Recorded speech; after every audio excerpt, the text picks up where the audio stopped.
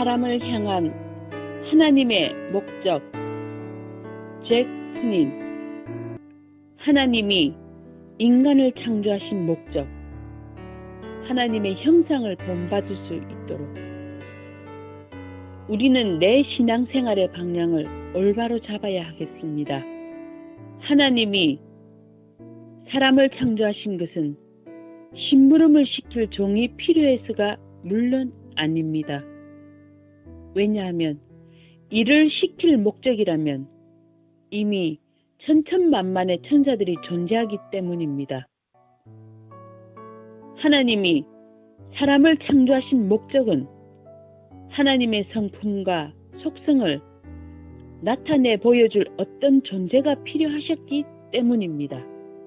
만약 우리가 이 진리를 놓친다면 종종 어떤 실수를 범하게 되는가 하면 뭔가 하나님을 위해 열심히 일하고 봉사하는 것이 나를 구원하신 주님의 근본적 목적이라고 곁길로 빠지게 됩니다.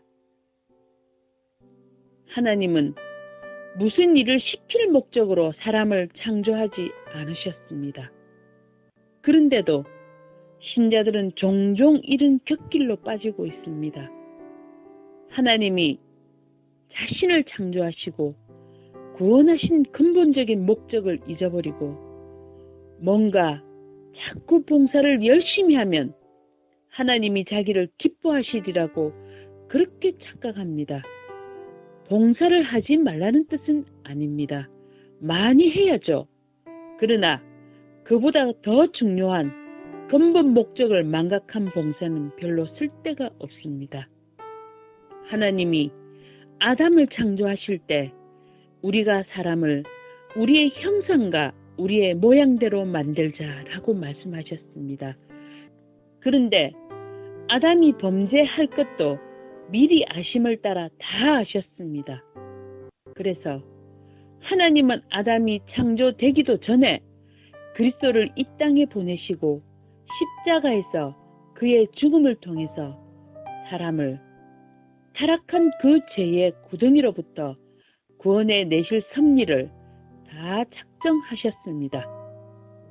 이렇게 창세전에 미리 작정된 그리스도를 통한 구원 사역, 그 구원 사역의 주요 목적도 원래 인간을 창조하신 목적, 하나님의 형상을 이루시는 것이었습니다. 그것은 죄로 인해 타락된 하나님의 형상, 곧 신자들을 말합니다. 다시금 그리스도 안에서 하나님의 형상으로 회복시키는 일이었습니다. 창세기와 아울러 로마서에서도 그 사실을 재차 강조합니다. 하나님이 미리 아신 자들로 또한 그 아들의 형상을 본받게 하기 위하여 미리 정하셨으니 이는 그로 많은 형제 중에서 맏아들이 되게 하려 하심이니라. 로마서 8장 28절에서 29절 말씀입니다. 그리스도께서 우리의 죄인을 구속하신 이유가 무엇이라고요? 아담의 범죄로 인해 훼손된 하나님의 형상과 모양을 다시 회복시키는 것입니다. 창세기 1장 26절의 회복입니다. 구원은 하나님의 형상의 회복. 우리 구원은 믿음을 통해서 이루어집니다. 그런데 오해하기 쉬운 것은 믿음이라는 것을 그저 지식적인 믿음, 교리적인 믿음으로 생각하면 큰 잘못입니다. 여러분이 정말 그리스도의 형상을 내 속에 회복하는 데까지 눈이 열려야 그게 바로 진정 성령의 감화로 여러분이 진정한 믿음을 가지게 되었다는 증거입니다. 구원은 자기 결단도 아니요, 뭘 몰랐던 것을 배워서 얻게 되는 것도 아닙니다. 구원은 신비한 역사입니다. 말씀을 지식으로 믿는 것이 아니라 말씀을 통해 내 내면에 성령의 감화 감동이 일어나는 초자연적인 역사입니다. 그래서 진정 구원이 일어나면 그는 하나님의 형상을 회복하는 길로 나아가게 됩니다. 그런데 구원을 받았다고 하면서 구원의 원래 목적인 하나님의 형상 회복 방향으로 나아가지 않는 구원은 대단히 우려스러운 것입니다. 예수님은 두 번째 아담이십니다. 즉, 인간의 모델이 되셨습니다. 두 번째 아담이란 첫 번째 실패한 아담 대신에 이제는 성공하는 모델이 되신 것입니다. 아담이란 말에 유의하십시오. 우리 인류의 본이 되신다는 뜻입니다. 두 번째 신이 아니라 두 번째 아담이란 뜻은 완전한 인간으로서 우리에게 본을 보이신 것입니다. 너희들도 나처럼 살 수 있어. 참고로 이것은 완벽주의를 뜻하는 것은 아닙니다. 그리스도 안에서 변화된 성품, 더 성숙되어져 가는 성품을 뜻합니다.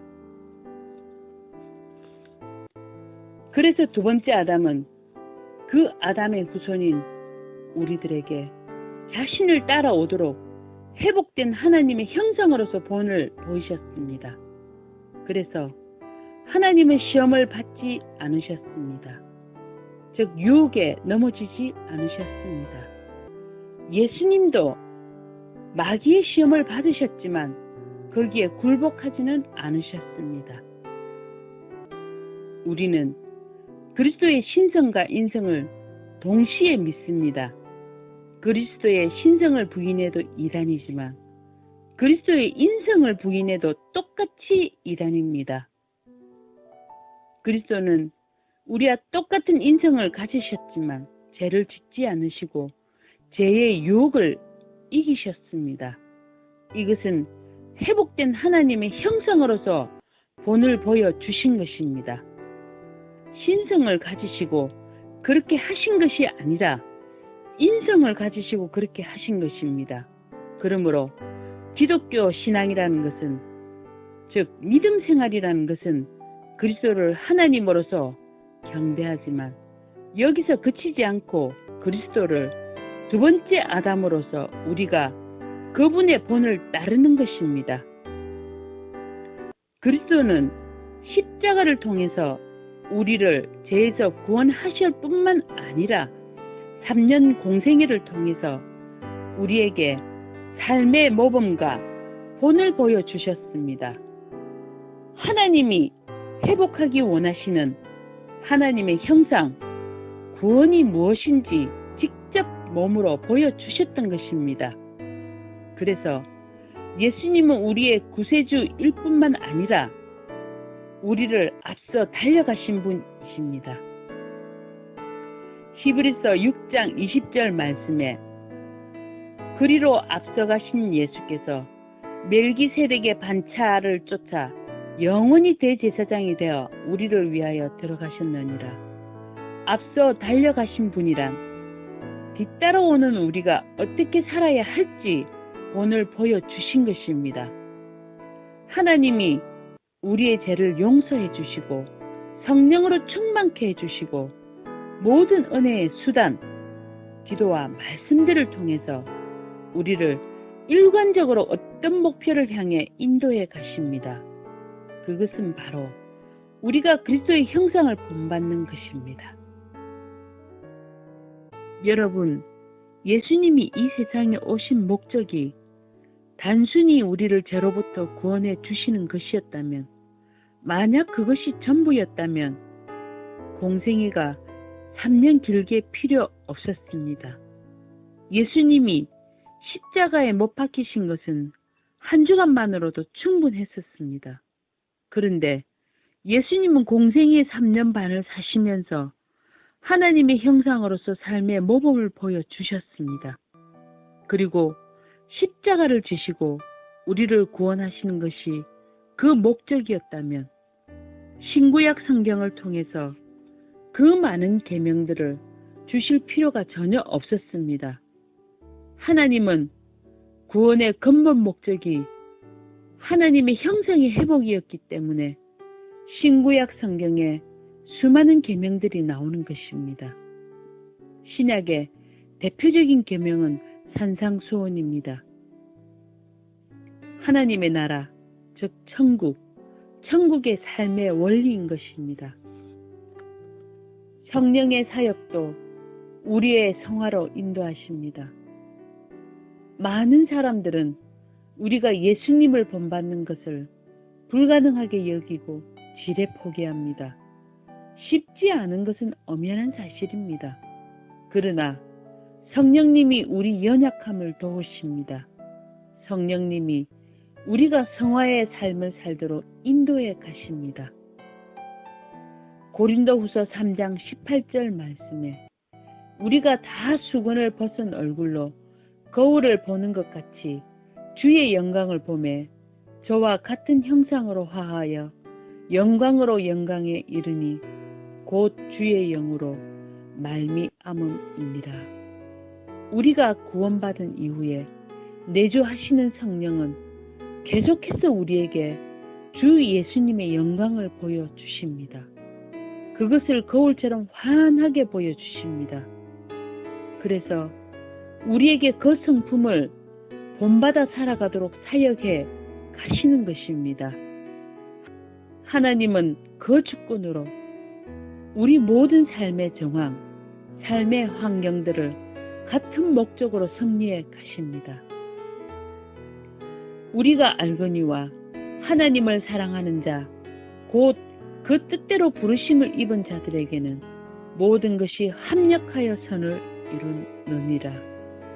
하나님이 미리 아신 자들로 또한 그 아들의 형상을 본받게 하기 위하여 미리 정하셨으니 이는 그로 많은 형제 중에서 맏아들이 되게 하려 하심이니라. 로마서 8장 28절에서 29절 말씀입니다. 우리 삶에 벌어지는 모든 사건과 환경들은 하나님의 섭리적인 관점에서 볼 때 우리를 빚으시고 변화시켜서 그리스도의 형상을 본받게 하십니다.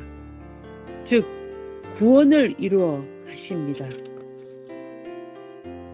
다시 말씀드립니다. 예수를 믿어 구원 얻은 사람은 그에게 성령님이 역사하시게 됩니다. 그 성령님의 역사가 어떤 목표로 향해 나타납니까? 구원받은 성도가 그리스도의 형상을 본받아 살도록 그 목적으로 인도해 가십니다. 그리고 우리가 성숙해서 그리스도의 형상과 모양을 더욱더 본받을 수 있도록 우리는 구원의 풍성함, 하나님의 나라의 복, 하나님과 교제의 행복을 더욱 누릴 것입니다. 이것이 바로 구원이며 이것이 바로 성령 충만한 삶입니다. 하나님의 나라가 임하려면 인류의 역사는 군주나 장군이 아니라 성자에 의해서 변화되어져 왔다는 말이 있습니다. 역사를 움직이는 힘은 어떤 정치적인 힘도 아니요 경제적인 힘도 아닙니다. 사실 사람은 다 거기서 거기입니다. 정권이 바뀌고 나라가 바뀌어도 크게 변한 건 없었습니다. 그러나 성자는 달랐습니다. 13세기에 성 프란시스가 당시 타락한 중세교회를 구했다라는 말이 있습니다.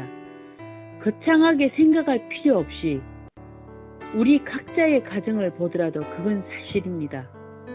우리 가정에 하나님의 나라가 임하고 주님이 주시는 평안, 기쁨, 은혜, 능력이 임하려면 그건 가장의 가부장적인 지도력에 의한 것이 아니요 부모님의 경제력에 의한 것 더더욱 아닙니다. 부모 자신이 하나님의 형상을 본받아 살 때 거기에 하나님의 나라가 임하고 하나님 나라의 평안, 기쁨, 행복, 능력이 임하는 것입니다. 부모가 아니라면 예수님을 본받은 할아버지나 할머니 그 중에 한 분만 계셔도 정 그것도 안 되면 이모, 고모, 삼촌 중에서라도 예수님을 본받을 집안 어른이 한 분 계시면 그 가정은 반드시 달라집니다. 살벌하지 않습니다. 어르렁거리며 싸우지 않습니다.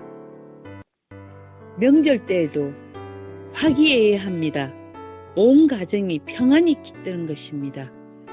가정을 예로 들었지만 직장도 마찬가지고 교회도 마찬가지입니다. 구원이란 이 현실 세상 가운데서 천국, 즉 하나님 나라를 사는 것입니다. 지옥 같은 삶, 못 죽어서 억지로 사는 삶이 아닙니다. 천국은 100평 아파트에서 산다고 주어지는 것도 아니요. 아버지가 떵떵거리는 권력자라고 가정에 천국이 이루어지는 것도 아닙니다. 그 중에 하나님의 형상을 본받을 성도가 섞여 있을 때 이루어지는 것입니다. 나아만의 여종은 여종의 신분이었지만 자기 상사를 하나님의 나라 가운데로 인도했습니다. 오늘날 많은 신자들이 가정, 교회, 직장의 천국을 원합니다. 그건 평수를 누리고 연봉을 인상하는 데 달려있지 않습니다. 그것도 물론 필요하지만 결정적인 요인이 아니라는 것입니다. 결정적인 요인은 거기서 하나님의 형상이 섞여 있는 것입니다. 그러면 거기에 하나님의 나라, 천국이 임합니다.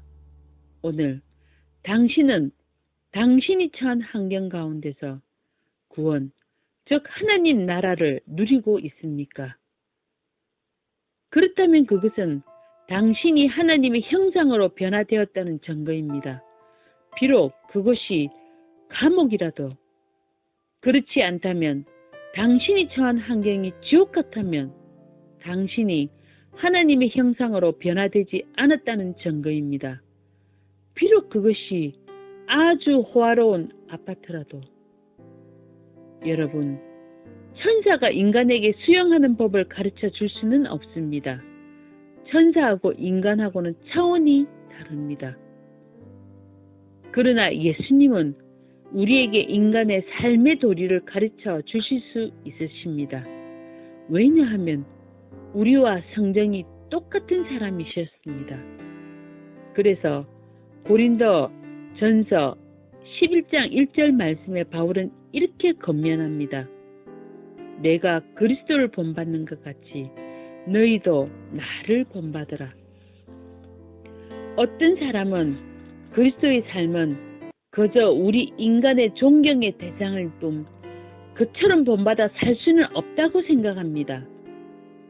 저 fun이는 예수님이 굳이 육체로 오신 이유는 바로 육체된 우리 인간들이 하나님의 형상을 회복하여 살 수 있다는 본을 보여주시기 위함이라고 봅니다. 제가 늘 자주 인용하는 요한일서 2장 6절을 다시 한번 인용하겠습니다. 그의 안에 산다고 하는 자는 그가 행하시는 대로 자기도 행할지니라. 우리는 내 신앙 생활의 방향을 올바로 잡아야 하겠습니다.